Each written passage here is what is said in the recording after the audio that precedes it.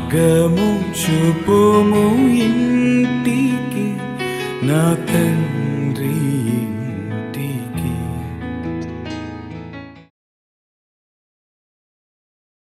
అడగనిది అమ్మైనా అన్నం పెట్టదు అనే లోకోక్తి మనందరికీ బాగా పరిచయమే. అయితే ఇక్కడ అడగక ముందే అక్కరలెరిగి అవసరాలు తీర్చిన ఆత్మీయుడా, ఎందరు ఉన్నా బంధువు నీవే, బంధాలను పెంచిన భాగ్యవంతుడా.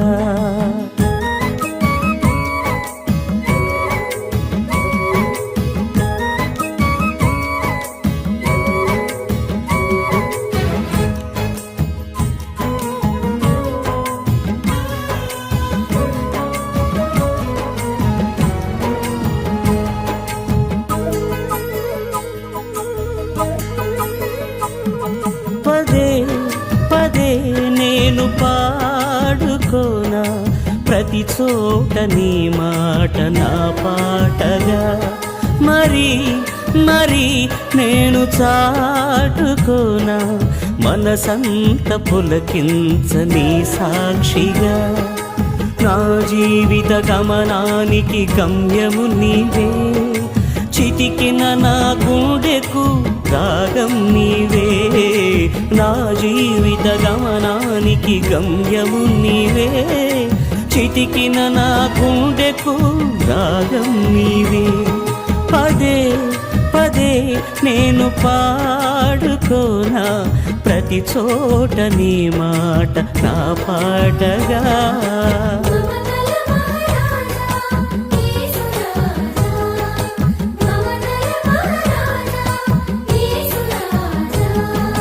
మమతల మహారాజా యేసు రాజా, మమతల మహారాజా నా యేసు రాజా.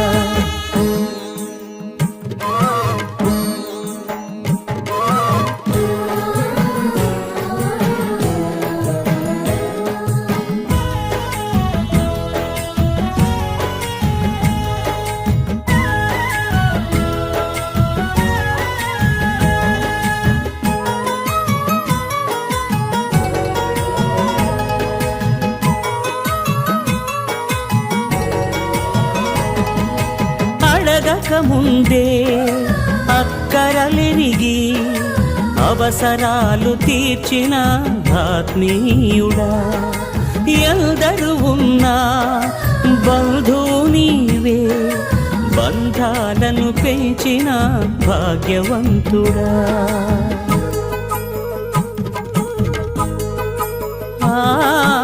అడగక ముందే అక్కరలెరిగి అవసరాలు తీర్చిన ఆత్మీయుడా, ఎందరు ఉన్నా బంధువు నీవే, బంధాలను పెంచిన భాగ్యవంతుడా.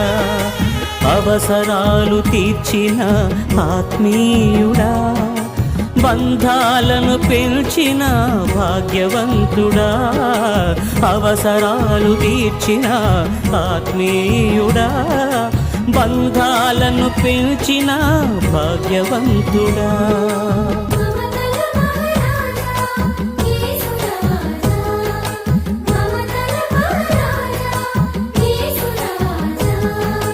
మమతల మహారాజా యేసు రాజా, మమతల మహారాజా నా యేసు రాజా.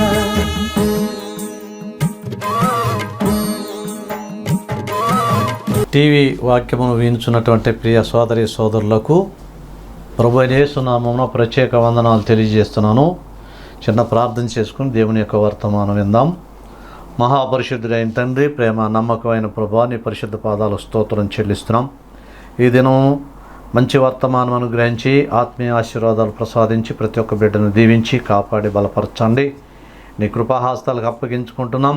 వాక్య భాగంలో మీరు తోడుగా ఉండి సహాయం చేసి సమస్త మహిమ ఘనత ప్రభావాలు పొందుకుని మీరు ఆశీర్వదించమని ప్రభువైన యేసు నామమున ప్రార్థించి అడిగి వేడుకుంటున్నాము తండ్రి, ఆమేన్. దేవుని యొక్క వాక్య భాగంలో నుండి మనము మార్కు సువార్త 1:35 మనం చూసినట్లయితే ఈరోజు దైవ వర్తమానం మనం విందాం. ఆయన పెందలకడనే లేచి ఇంకను చాలా చీకటి ఉండగానే బయలుదేరి అరణ్య ప్రదేశమునకు వెళ్ళి అక్కడ ప్రార్థన చేయుచుండెను. చూడండి, పెందలకడ ఉదయం. ఈరోజు ధ్యానాంశం పెందలకడ ఉదయం. క్రైస్తవులు చేయవలసినవి కొన్ని ఉన్నాయి. అవి మనం చేస్తున్నామా లేదా అనేటివి గమనించవలసిందిగా ప్రభు పేరట మనం చేస్తున్నాను. యేసుక్రీస్తు ప్రభు వారు లూకాసు వార్త 1:35 ఆయన పెందలకడలే లేచి ఇంకనూ చీకటి ఉండగానే అరణ్య ప్రదేశమునకు వెళ్ళి అచ్చట ప్రార్థన చేయుచుండెను. దేవుని వాక్యం వినుచున్నటువంటి ప్రియ సహోదరుడా, మనము ఉదయమున ప్రభు యొక్క మాదిరి తీసుకుని చీకటి ఉండంగానే వేకువజామున లేచి ప్రభు సన్నిధిలో ప్రార్థించే బిడ్డలుగా మనం ఉండాలని ఈ యొక్క వర్తమానం ద్వారా మీరు నేర్చుకోవాలి. చాలామంది మరి ఉదయమునే లేచి ప్రభు యొక్క సన్నిధిని వెతికేవారు చాలా తక్కువ మందిగా కనిపిస్తూ ఉన్నారు. పక్షులు కానీ ఇంకా జంతువులుగా ఏమైనా కానీ, మరి పక్షులైతే కోడైతే ఎప్పుడో కుక్కురోకు అని కూస్తుంది, మానవుడి కన్నా ముందే మేల్కొంటుంది. కాబట్టి మనం ప్రభు చూపిన మాదిరిని తెలుసుకొని పెందలకడనే ఉదయమున లేచి ప్రార్థన చేసే అనుభవాన్ని మనం పొందుకోవాలి, మనం తెలుసుకోవాలని ప్రభు పేరిట మనం చేస్తున్నాను. పెందలకడ లేచి ఆయన ప్రార్థించను. దేవుని యొక్క వాక్యం చక్కని మాదిరి మనకు కనిపిస్తుంది. మరి పరమగీతాలు 3వ ఒక చక్కని మాట కూడా వ్రాయబడి ఉంది. రాత్రి వేళ పరుండి ఉండి నేను నా ప్రాణప్రియుని. చక్కగా చీకటి ఉండంగానే ఆయన నా ప్రాణప్రియుని వెదికి తిని. ఎంత చక్కని మాటలు! ఉదయమనే చీకటి ఉండగానే ప్రాణప్రియుని వెదికి తిని ప్రభువుని మనం ఉదయమే లేచి పెందలకడనండి. చాలామంది క్రైస్తవులు పెందలకడ లేవకుండా, ప్రార్థనా జీవితం లేకుండా, వాక్యం చదివే జీవితం లేకుండా, ప్రొద్దు ఎక్కేంత వరకు కూడా అలాగే ఉండిపోయి ప్రార్థనా జీవితం లేకుండా, వాక్య ధ్యానం లేకుండా ఉంటున్నారు. అలా ఉండకూడదు. క్రైస్తవులమైనటువంటి మనందరము కూడా పెందలకడ లేచి ఆయనకు మొర్ర పెట్టినట్లయితే ఆయన సంతోషించి మనకు కావాల్సిన ఈవులు, మనకు కావాల్సిన ఆశీర్వాదాలు అనుగ్రహించేటువంటి దేవుడై ఆయన ఉన్నాడు. ప్రియ సహోదరుడా, సహోదరి, నువ్వు పెందలకడ లేస్తున్నావా? పెందలకడ ప్రభు సన్నిధిలో మోకరిస్తున్నావా? వేకోజామునే మోకరిస్తున్నావా? ప్రార్థన చేయటం ద్వారా, వాక్యం చదవటం ద్వారా దేవుని సన్నిధిలో గడుపుతున్నావా? ఆత్మీయంగా బలపడుతున్నావా? ఆత్మీయంగా ఎదుగుతున్నావా? ఒకసారి ఆలోచించేయాలి. ప్రభు మాదిరి మనకు చక్కగా చూపించినట్లుగానే మనం కూడా ముందుకు సాగే బిడ్డలుగా మనం ఉండాలి. పౌలు అన్నాడు, నేను క్రీస్తును పోలి నడుచుకొనుచున్న ప్రకారం మీరు నన్ను పోలి నడుచుకునుడి. అలాగే పౌలు కూడా అనేక సార్లు ఎంతో ప్రార్థన చేశాడు. మరి మనం ప్రార్థన చేసే బిడ్డలుగా ఉన్నామా లేదా? ఉదయమున ప్రార్థన చేయాలి, ఉదయమున వాక్యం చదవాలి. అలాగ చేసినట్లయితే దేవుని యొక్క ఆశీర్వాదాలు పొందుతామని దేవుని వాక్యం ద్వారా మిమ్మల్ని హెచ్చరిస్తున్నాం. ఆదికాండం 22:3 ఒక మహాభక్తుడు ఆయన ఉదయమున చేసినటువంటి పనిని మనం జ్ఞాపకం చేసుకుందాం. చూడండి, దైవ వర్తమానం చదివి వినిపించండి. ఆయన తెల్లవారినప్పుడు అబ్రహాము లేచి తన గాడిదకు గంత కట్టి పనివారిని ఇద్దరిని తన కుమారుడగు ఇస్సాకును వెంట పెట్టుకుని దహన బలి కొరకు కట్టెలు చీల్చి దేవుడు తనతో చెప్పిన చోటికి వెళ్ళాను. చూసారండి, దేవుడు చెప్పినట్లే ఉదయం లేచి దహన బలి ఇవ్వాలని చెప్తే ఉదయమనే పెందలకడ లేచి అబ్రహాము వెళ్ళి దేవునికి దహన బలి కుమారుడు అర్పించటానికి వెళ్ళాడు. అబ్రహాము దేవునికి విధేయత చూపించాడు. అబ్రహాము దేవుని మాట విని పెందలకడే ఉదయమున ఎర్లీ మార్నింగ్ పెందలకడే ఉదయమున లేవాలి, ప్రార్థనా జీవితంతో ప్రభు సన్నిధిలో ఉండాలి. అబ్రహాము దేవునికి ఉదయమున బలి ఇవ్వటానికి బయలుదేరాడు. నీ బలి అనగా నీ ప్రార్థన ఉదయం ఉండాలి. ఉదయమున ధ్యానించే కృప ఉండాలి, ఉదయమున ప్రభువే ఉండాలి. చాలామంది హిందువులు చెప్తారు ధ్యానించండి, ధ్యానం ధ్యానం ధ్యానం అంటారు. ఆ ధ్యానం నీ దేవుని మీద ఉండాలి, ప్రభువు మీద ఉండాలి. అబ్రహాము బయలుదేరాడు ఆ పర్వతం మీద తన బిడ్డను మరి అర్పించడానికి దహన బలిని దేవుడు చెప్పినట్లుగా చేసినట్లు దేవుని యొక్క వాక్యంలో మనం కూడా ఆ విధంగా చేయాలని దేవుని యొక్క వాక్యంలో వ్రాయబడింది. ఒక మాట మనం చదువుదాం. ఆదికాండం 28వ అధ్యాయం 18వ వచనం కూడా అది కూడా చదువుదాం. పరలోకపు గవని ఇదే అనుకొని తెల్లవారునప్పుడు యాకోబు లేచి అదిగో పెద్దల కాడ చీకటి ఉండగానే ఒంటరిగా ఉన్నాడు యాకోబు. ఒక రాయిని తలగడగా చేసుకొని పెద్దల కడే ఏం చేశాడండి, రాయి తీసి దానిని దాని కొన మీద అతడు ఆ స్థలమునకు దేవుని మందిరం, బేతేల్ అంటే దేవుని మందిరం, దేవుని మందిరానికి ప్రాధాన్యత ఇచ్చినట్టుగా యాకోబు కనిపిస్తుంది. చాలామంది పెందల కడ రాలేదు. పాస్టర్ గారు 10 గంటల కంటే 10 గంటలకు రారు.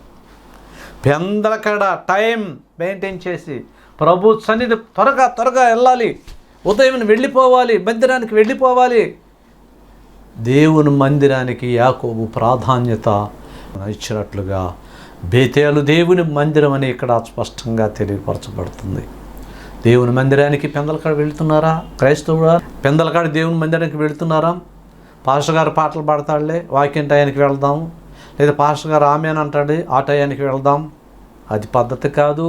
క్రైస్తవుడు చేయవలసిన పని కాదు. ఎర్లీగా ఉదయం వెంటనే ప్రార్థనా సమయమునకు వెళ్ళినట్లయితే మందిరానికి దేవునికి ప్రత్యేకమైన స్థానం ఉదయమున ఇవ్వాలి. మందిరంలో దేవుడు ఉంటాడు, దేవుని ఆత్మ ఉంటుంది, దేవుని మహిమ ఉంటుంది, దేవుని బలం ఉంటుంది. ఉదయమే వెళ్ళాలి. ఉదయం వెళ్ళకుండా నా టైం నాదే, పాస్టర్ గారిదే అన్నట్లుగా ఉంటే అది క్రైస్తవుల లక్షణం కానే కాదు. అలా ఉండటానికి వీలు లేదు. క్రైస్తవులుగా మనం పెందలకడ మందిరానికి వెళ్ళి ఆరాధించే బిడ్డలుగా ఉంటే దేవుడు ఎంతో సంతోషిస్తాడు. అట్టి స్థితి కలిగి ఉన్నావా? ఈరోజే తెలుసుకో. అట్టి స్థితి కలిగి మరి దేవుని మందిరానికి వెళ్ళేటువంటి ఆ యొక్క పద్ధతిని నేర్చుకుని ప్రభువును మహిమపరచవలసిందిగా ప్రభు పేరట మనం చేస్తున్నానండి. ఇంకా లూకాసు వార్త 21వ అధ్యాయము 38వ వాక్యములో ప్రజలందరూ ఆయన మాట వినుటకు దేవాలయములో ఆయన యొద్దకు అదుగో దేవుని వాక్యము వినుటకు పెందలకడ లేచారు. ఉదయమున వెళ్ళారు మందిరానికి దేవుని వాక్యం వినుటకు. ఏ వాక్యం చెప్తాడు అయ్యగారు, దైవజనుడు ఏ వాక్యం చెప్తారో ఆ వాక్యాన్ని మనం హృదయంలో ఉంచుకుని ఆత్మీయంగా బలపడాలి. ఎంత చక్కని వాక్యం చెప్తారో అని ఆతృతగా ఆసక్తిగా ఎంత చక్కగా దేవుని మందిరానికి మనం వెళ్ళినట్లయితే ప్రజలందరూ ఆయన వాక్యము వినుటకు పెందలకాడ వచ్చేవాళ్ళట. క్రైస్తవుడా ఆయన వాక్యం వినటానికి పెందలకాడ వెళ్తున్నావా? నీ టైము పద్ధతి ఎర్లీగా ఉండాలి కానీ లేటుగా ఉండకూడదు. లేటుగా ఉంటే మంచిది కాదండి. ఎర్లీగా వెళ్ళాలి. చక్కగా దేవుని యొక్క మాటలు విని దేవుని యొక్క వాక్యాన్ని మనం సమకూర్చుకొని మన ఆత్మీయ అభివృద్ధి కోసం, మన ఆత్మీయ ఎదుగుదల కోసం ఆయన మాటలు వినటానికి వెళ్ళాలి. అలాగే క్రీస్తు ప్రభు చెప్పే మాటల కోసం ప్రజలందరంట, ఒకరు కాదండి, ప్రజలందరూ ఆయన మాట వినుటకు పెందలకడ దేవాలయమునకు వెళ్ళారు. ఆయన మాట వినేటటువంటి బిడ్డగా పెందలకడ ఆయన మాట వినాలి. చాలామంది లోకస్తులు ఏం చేస్తారంటే దేవుని మాట వినరు, సాతాను మాట వింటారు. సాతాను సంబంధమైనవి, లోక సంబంధమైనవి ఉదయం వినాలి, ఉదయం చూడాలి, ఉదయం వీక్షించాలని చాలామంది ఆశిస్తారు. అవి మంచిది కాదు. ఆయన మాట వినుటకు ప్రజలందరూ దేవాలయమునకు వెళ్ళిరి. దేవునికి వందనాలు, స్తుతులు, స్తోత్రాలు. ఇటువంటి కృప మనం కలిగి ఉన్నట్లయితే ఎంతో ఆశ్చర్యకరంగా ఉంటుందనేది ఒక్కసారి ఆలోచన చేయాలి. మార్కు సువార్త 16వ అధ్యాయంలో ఒక మాట చెప్పబడిందండి. 16వ అధ్యాయం చదవండి. మార్కు విశ్రాంతి దినమున గడిచిపోగానే మగ్దలేని మరియయు యాకోబు తల్లి అయిన మరియయు సొలోమియు వచ్చి ఆయనకు పూయవల్లని పెందల కాడనే లేచి వాళ్ళందరూ యేసు ప్రభు మరణించారు, సుగంధ ద్రవ్యాలు ఆయనకి పూయాలి. వాళ్ళకి ప్రభువు మీద ఉన్న ఆసక్తి, ప్రభువు మీద పెందల కడే నీకు ఆసక్తి ఉండాలి.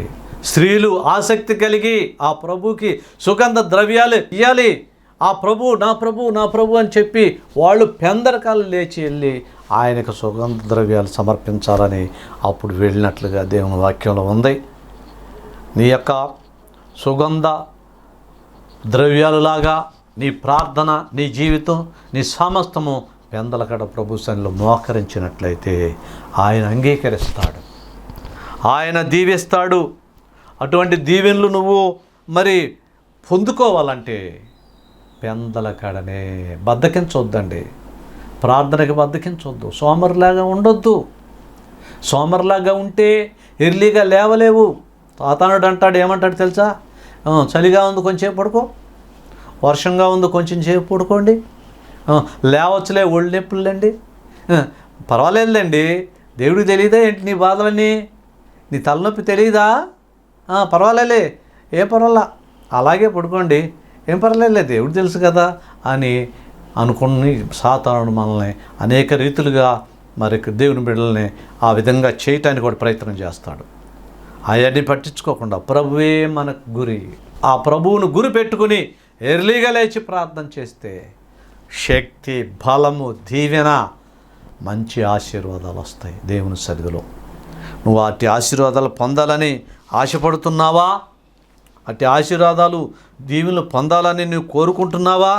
ఎట్టి దీవెన పొందాలని నువ్వు కోరుకుంటున్నావో ఒక్కసారి ఆలోచన చేసినట్లయితే దేవుడు నిన్ను ఆశీర్వదిస్తాడు. మరి 90వ కీర్తన 14వ వచనం కూడా ఒకసారి చదవండి. ఉదయమున నీ కృపతో ఆహా, ఆయన కృప ఉంటుందంటండి. ఉదయం ఏం చేస్తామండి? ఆయన కృప ఉంటుంది. ఆ కృపతో మనం ఏం చేస్తామంటే తృప్తిగా ఉంటామంట. ఎంత మంచి వాక్యం! ఆయన కృప ఉంటుంది. అప్పుడు మేము మా దినములనియు ఉదయమున ఆయన్ని ధ్యానిస్తే, ఉదయమున ఆయన ప్రార్థిస్తే, ఉదయమున ఆయన కృప కోసం ఎదురు చూస్తే అప్పుడు ఏం జరుగుతుందో తెలుసండి? ఉత్సాహం కలుగుతుంది, సంతోషం కలుగుతుంది. పొద్దెక్కి లేచే ఓడి దగ్గర సంతోషం ఎక్కడ ఉంది?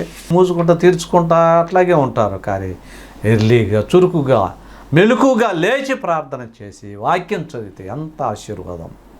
ఆయన కృపను మనం పొందుకున్న వాళ్ళం అవుతాం. ఆయన కృపను మనం గ్రహించిన వాళ్ళం అవుతాం. అట్టి కృప పొందుకుంటున్నావా? అట్టి కృపలో నువ్వు ఉంటున్నావా? ప్రభు సన్నిధిలో అట్టి కృపను పొందే భాగ్యం నీకు ఉందా లేదా?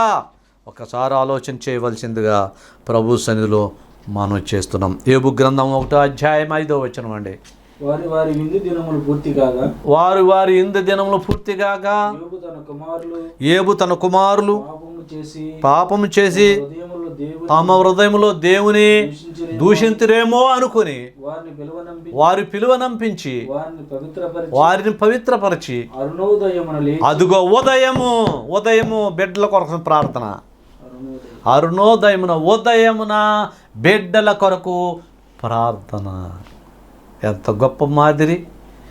యోబు బిడ్డల కొరకు ప్రార్థన చేయాలి. వారు పాపం చేస్తారేమో, ఓ లోకంలో పడిపోతారేమో, నా బిడ్డలో నేను ప్రార్థన చేసుకునేవాడిని, ప్రభువుని నమ్ముకున్నటువంటి వాడిని, నాలాగే నా కుమారులు ఉండాలి అని వారి కోసం సైతాను వాడిని పట్టి పీడించకుండా, ఆ సైతాను వల్ల బిడ్డలు పడకుండా ఆయన ఉదయమనే బిడ్డల కొరకు ప్రార్థన చేసినట్లుగా ఉంది. ప్రియ సహోదరుడా, యోబులాగా నీవు ప్రార్థన చేస్తున్నావా? నీ బిడ్డల కోసం, నీ కుటుంబం కోసం, నీ భార్య కోసం, నీ బంధుమిత్రుల కోసం, నీ సోదరుల కోసం, నీ స్నేహితుల కోసం ఉదయమనే ప్రార్థన చేయి. మారు మనసు లేని వారి కోసం, ప్రత్యేకంగా నీ కుటుంబం కోసం ప్రార్థన చేయి. యోబు ప్రార్థన చేశాడు. యోబు మాదిరి నీవు తీసుకున్నట్లయితే మంచి మాదిరిగా ఉంటుందనే సత్యాన్ని తెలుసుకోవాల్సిందిగా ప్రభు పేరట మనవి చేస్తున్నాను. కీర్తనల గ్రంథం 143 8వ వచనం అండి. నీ యందు నేను నమ్మిక ఉంచి నీ యందు నేను నమ్మిక ఉంచి ఉన్నాను. ఉదయమున నీ కృపా వార్తను. ఆహా, ఉదయమున ఏ వార్త అండి? కృపా వార్త. ఉదయమున మంచి వార్త. ఏ వార్తలు వినాలి?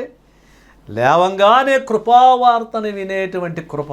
దావీదు మహారాజు ఆ కీర్తన గ్రంథంలో చక్కగా వ్రాయబడింది. ఉదయమున నీ కృపా వార్త. చక్కని మాటలు. ఆయన మాటలు విని ఉదయమున కృపావార్తను నాకు వినిపించుము. కృపావార్తను ప్రభువా నాకు వినిపించుము. నీ వైపు నా మనసును ఎత్తుకొనుచున్నంత చక్కగా నేను నడవలసిన మార్గమును నాకు ఉదయమనే తెలియచేయము. ఎంత చక్కని మాదిరి దావీదు మహారాజు చక్కగా ఆ కీర్తన గ్రంథం వివరించబడిందో ఒకసారి ఆలోచించేసి ఉదయమున కృపావార్తను, కృపాసువార్తను వినిపించేటట్లుగా, ఆ ప్రభు సన్నిధిలో వినేటట్లుగా మనం ఉంటే మంచిదని దేవుని యొక్క వర్తమానం ద్వారా మనం వింటున్నాం. అలాగే కీర్తనల గ్రంథము 5వ అధ్యాయం 3వ వచనంలో కూడా ఒక చక్కని మాదిరిగా యెహోవా ఉదయమున నా కంఠస్వరము అబ్బా, ఉదయమున నా కంఠస్వరము నీ సన్నిధిలో వినబడును గాక ప్రభువా. ఉదయమున నా ప్రార్థన నీ సన్నిధిని సిద్ధము చేసి. భక్తుడు ఒక పాట పాడాడు. ఆ పాట నేను పాడుతున్నాను. వేకువనే లేచి ఆరాధింతును వినయ మనసుతో అనుక్షణమును నీ నామగానము చేసెదను తేజోరూపి జీవనదాత యేసునాదా నిన్ను భజింతును వేకువనే లేచి అరుణోదయమున ప్రార్థనలో నీ సన్నిధిలో వేచియుందును. అరుణోదయమున ప్రార్థనతో నీ సన్నిధిలో వేచియుందును. ప్రతి ఉదయమున నా కంఠధ్వని, ప్రతి ఉదయమున నా కంఠధ్వని నీ సన్నిధిలో వినబడును, నీ సన్నిధిలో వినబడును. తేజోరూపి జీవనదాత యేసునాథా నిన్ను భజింతును వేకువనే లేచి. పాపపు వలయములో నుండి ప్రేమతో రక్షించినావు, పాపపు వలయములో నుండి ప్రేమతో నన్ను రక్షించినావు. అమూల్యమైన నీ రక్షణకై, అమూల్యమైన నీ రక్షణకై ఆనందముతో నిన్ను కీర్తింతును, ఆనందముతో నిన్ను కీర్తింతును. తేజోరూపి జీవనదాత యేసునాదా నిన్ను భజింతును వేకువనే లేచి ఆరాధింతును వినయ మనసుతో అనుక్షణమును నీ నామగానము చేసెదను వేకువనే లేచి. వేకువనే దావీదు మహారాజు చక్కగా అంటున్నాడు, ఉదయమునున్న కంఠస్వరము నీ సన్నిధిలో వినబడునుగాక. ఎంత చక్కని మాటలు. ఉదయాన లేస్తున్నామా? ఉదయాన లేచి ప్రార్థన చేసి వాక్యం చదువుకుని ప్రభువును ఆరాధించి మనకిచ్చినటువంటి ఆరోగ్యమును బట్టి, మనకిచ్చినటువంటి రక్షణను బట్టి, మనకిచ్చిన కుటుంబాన్ని బట్టి, మనకిచ్చినటువంటి సమస్తాన్ని బట్టి ఆ ప్రభువును ఉదయమున మహిమపరచాలి. ఆయన మన కోసం ముఖ్యంగా మరణించినందుకు ఆయన్ని ఆరాధించాలి. ప్రియ సహోదరులరా, క్రైస్తవులైన మనము క్రైస్తవుడు చేయవలసినటువంటి ఈ పనులన్నీ కూడా మనం చేస్తున్నాము లేదా ఒక్కసారి పరిశీలన చేసుకుని ఒక్కసారి దేవుని సన్నిధిలో మీరు ఆలోచన చేసినట్లయితే, దేవుని సన్నిధిలో ప్రభు సన్నిధిలో మనం ఎప్పుడైతే ఉంటామో అప్పుడు దేవుని యొక్క ఆశీర్వాదాలు పొందుతాము. అట్టి కృప మీ అందరికీ కావాలని నేను మనసారా కోరుకుంటూ, వేకునే పెందలకాడనే దేవుడి పనులు కూడా పెందలకాడే చేయాలి, ఆలస్యం చేయొద్దు. ప్రభు పనులు కూడా వేకునే తొందరగా వెళ్ళి ఆ ప్రభు పని పూర్తి చేసినట్లయితే మంచి ఆశీర్వాదాలు, దేవుడు సంతోషిస్తాడు, దేవుడు ఆనందిస్తాడు, మనల్ని దేవుడు దీవిస్తాడు, ఆశీర్వాదాలతో నింపుతాడు, ఇంకా కుటుంబాలు వర్ధిల్లుతాయి. అటువంటి ఆశీర్వాదాలు పొందాలనుకుంటే ఉదయమున పెందలకడ ప్రభువును ఆరాధించు. నీకు మరణం రాకుండా, నీకు అనారోగ్యం రాకుండా పెందలకడనే నీ ఆరోగ్యం ఉండంగానే, సమస్తం ఉండంగానే ఆయన స్తుతించినట్లయితే మంచి ఆరోగ్యం ఇస్తాడు, మంచి కుటుంబాన్ని ఇస్తాడు, మంచి దీవెనల్ని దయచేస్తాడు. కాబట్టి అట్టి కృప నువ్వు పొందాలనుకుని ప్రభు పేరట మనవి చేస్తున్నాను. ప్రార్థన చేసుకుందాం. మహాపరిశుద్ధుడైన తండ్రి, ప్రేమ నమ్మకమైన ప్రభువా, నీకు వందనాలు చెల్లిస్తున్నాం. ఉదయమున మేము చేయవలసినటువంటివి మాకు నేర్పించారు, మీకు వందనాలు. ఇంకా మేమేమి చేయాలో, ఏ విధంగా మీ సన్నిధిలో నడవాలో, ఏ విధంగా మేము ప్రవర్తించాలో, ఏ విధంగా నీ కృపా సువార్తను వినాలో, ఏ విధంగా మా కుటుంబాల్లో ప్రార్థన చేయాలో అట్టి కృప మాకు దయచేయమని ప్రార్థిస్తున్నాం. నీ హస్తాలకు మమ్మల్ని మేము అప్పగించుకుంటున్నాం. మా తండ్రి, నడిపించేవాడివి, ఉదయం లేపేవాడివి, ఉదయమున మాకు అన్ని అనుగ్రహించేవాడవు నీవే ప్రభువా. నీకే వందనాలు చెల్లిస్తున్నాం. మా కొరకు మరణించి సిలువలో ప్రాణం పెట్టిన యేసయ్యా, మా కొరకు నాయన శిక్ష అంతా భరించావు. ఉదయమున మిమ్మల్ని ఆరాధించుటకు మాకు ఇట్టి కృపను ప్రసాదించినందుకు స్తోత్రాలు. ప్రతి బిడ్డలు కూడా నీ యొక్క వాక్యానుసారంగా ఉదయమున పెందలకాలు లేచి నేను స్తుతించేటట్లుగా సహాయం దయచేయమని, వాక్యం విన్న బిడ్డలు ప్రతి ఒక్కరిని దీవించమని, అనారోగ్యంతో బాధపడే వారిని ఆరోగ్యంతో నింపండి.